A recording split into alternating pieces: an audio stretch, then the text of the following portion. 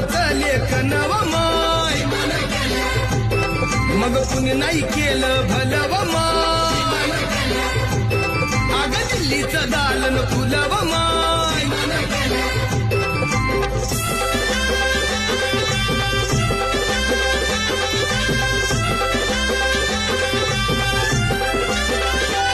तुमच्या पोरानं शाळेत शिकावं आशाला जारीला मुकावं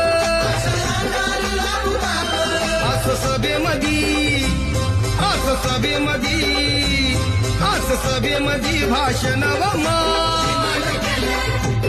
मग कुणी नाही केलं